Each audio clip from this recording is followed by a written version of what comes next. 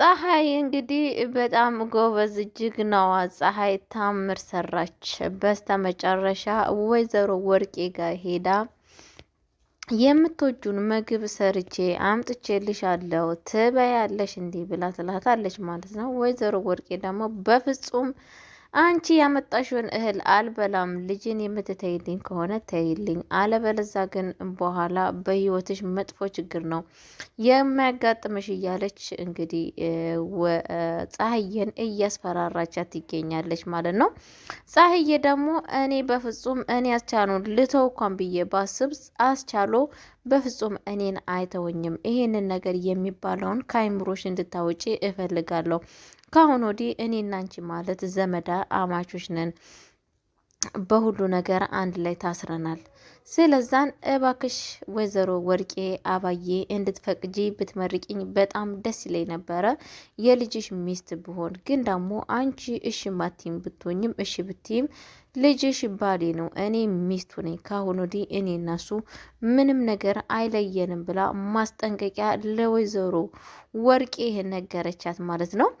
ሰላም ሰላም ብያለሁ። ውድ የተከበራችሁ ቤተሰቦቼ እንዴት ናችሁ? ደህና ናችሁ? አለሁ እግዚአብሔር ይመስገን እኔ በጣም ደህና ነኝ። ለቤት አዲስ ሆናችሁ ላይክ እና ሼር እያደረጋችሁ እንድታበረታቱኝ በአክብሮት ጠይቃችኋለሁ ማለት ነው። ይዤላችሁ የመጣሁት የእናት ክፍ ድራማን ይዤላችሁ ከተፍ ብያለሁ ማለት ነው። የእናት ክፍ ድራማ አሳዛኙና ልብ አንጠልጣዩ እንደዚህም ደግሞ ግፍ የሚሰራበት ድራማ አሁንማ ይዞ የመጣው ድራማ እንግዲህ ወቅታውን ቆጥሮ ብዙ ያልታዳሰሱና ያልታዩ ነገሮች እንዴት በሰው ሕይወት ላይ ምን ያክል መከራና ስቃይ እያደረሱ መሆናቸውን እነሱን ለማስተማር አክል ይዘው ከች ብለዋል ማለት ነው። እሱስ ምንድን ነው ሲባል እንግዲህ ከዚህም በፊት ታውቃላችሁ የወዲት ጉዲት ምን ያክል በማየ ላይ ግፍ ስትሰራ የነበረችው የወዲት ጉዲት በአሁን ሰዓት ደግሞ እሷም እግሯ እንግዲህ የጣላት ግፍ ስትሰራ የቆየችው የወዲት ጉዲት አሁንም ግፍ የሚሰራ ሰው ጋር ወስዶ ቁጭ አድርጓታል ማለት ነው።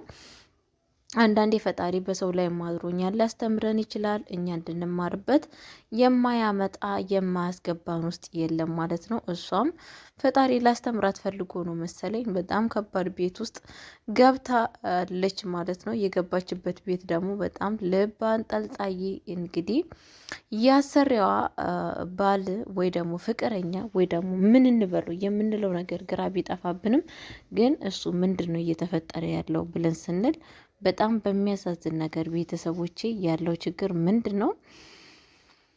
እንግዲህ እየተፈጠረ ያለው ነገር በጣም አሳዛኝ ነው ማለት ነው። ሰውየው እዛ ቤት ውስጥ የገባው እንግዲህ የሚወደው ጓደኛው በህይወቱ ሲቀና ነበረ ማለት ነው። ቤተሰቦች እኔ ልንገራችሁ ዩቱብ አያዝም እንጂ እያለቀስኩ ብነግራችሁ እኔ በጣም ነው ደስ የሚለኝ። እየዬ እያልኩ ስለዚህ ነገር ብነግራችሁ ያስደስተኛል።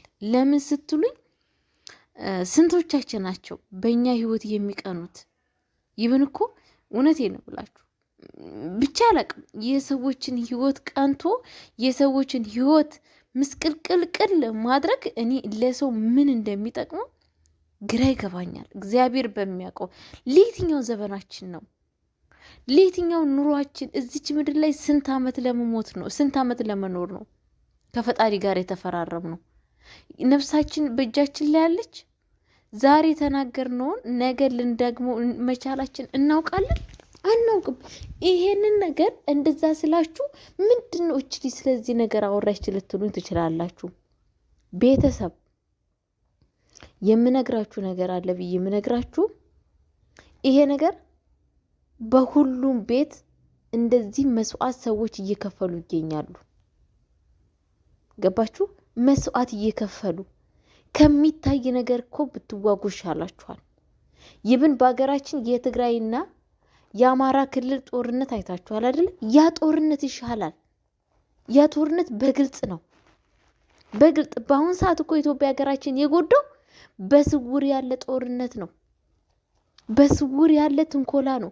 በስውር ያለ ሚስጥር ነው ሀገራችን ኢትዮጵያ እንደዚህ ውድም ያደረጋት። የዛሬ 20 ዓመት የዛሬ 30 ዓመት የዛሬ ስንት ዓመት የተሰራው እርሾ ነው እኮ ዛሬ እዚህ ደርሶ የሰዎችን ደም የሚያስጠጣው። ዘንድሮ የተሰራ ነገር አይደለም፣ ያሁን አይደለም፣ የቆየ ጉዳይ ነው። ምን ልላችሁ ፈልጌ ነው? በስውር ምን ያክል ሰዎች በእኛ ህይወት ላይ ምን እየሰሩ እንደሆነ እዚህ ጋር ታያላችሁ። እንግዲህ ያስባችሁታል። ጓደኛዬ፣ ወንድሜ፣ ዘመዴ ብላችሁ ቤት ውስጥ አስጠክታችሁ ያ ሰው ደግሞ በእናንተ ሌላ መተት በእናንተ ላይ ሲሰራባችሁ አስቡ። ምን አይነት ስሜት እንዳለው ቤተሰብ ምን አይነት ስሜት እንዳለው አስቡት። ፈጣሪ ከእንደዚህ አይነት ነገር ይሰውራችሁ። እንደዚህ የምታደርጉም ሰዎች ማለት ነው። እኔ እውነቴን ነው የምላችሁ።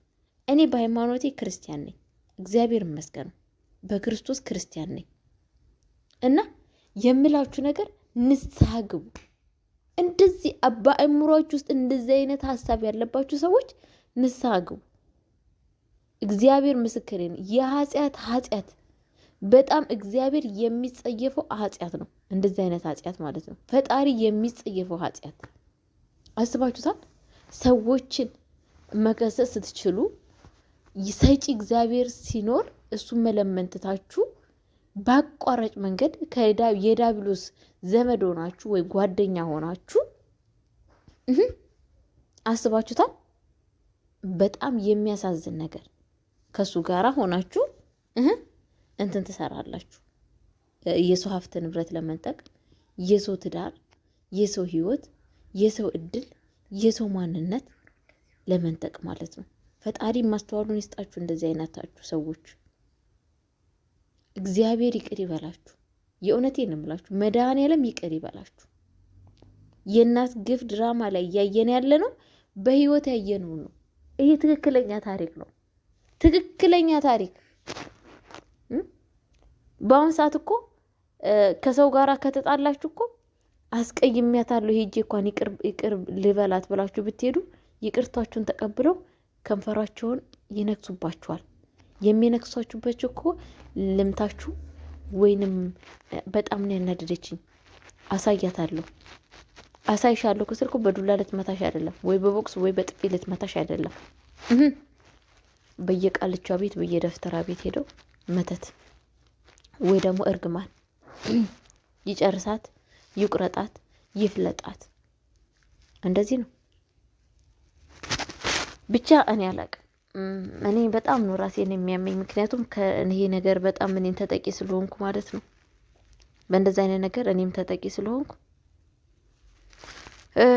በጣም ነው የሚያመኝ ስላችሁ በጣም ስለዚህ ነገር በጣም እኔ በምን አስቦ ከዳቢሎስ ዘመድ ጋር የሆኑ ሰዎች በምን አይነት መንገድ አስቦት እንደሆነ አይገባኝም። በምን አይነት መንገድ እያሰቡት እንደሆነ መድኃኔዓለም ማስተዋሉን ይስጣችሁ። ሌላ ምን ይባላል? የእውነቴን ነው የምላችሁ። እግዚአብሔር ይቅር ይበላችሁ። ብቻ በጣም ነው የሚከፋው። በጣም ነው የሚከፋው እንደዚህ አይነት ስራ። በቻላችሁት አቅም ለማስተካከል ሞክሩ። ቤተሰብ አይጠቅማችሁም። እውነቴን ነው የምላችሁ። አትጠቀሙ። መጥፎ ነገር ይደርስባችኋል። በህይወታችሁ ደስተኛ አትሆኑ። ሰላም አታገኙ። ሰላም ክርስቶስ ነው። ሰላም እግዚአብሔር ነው። በሱ ነው ሰላም የምታገኙት። ስለተደረገላችሁም ስለተሰጣችሁም ስለሆነላችሁም ነገርም ሁሉ ነገር ደስተኛ የምትሆኑት በሱ ብቻ ነው። አለበለዚያ በህይወታችሁ ደስተኛ አትሆኑ። ገባችሁ? በህይወታችሁ ደስተኛ አትሆኑ። ደስታ እሱ ብቻ ነው። ህይወት እሱ ብቻ ነው።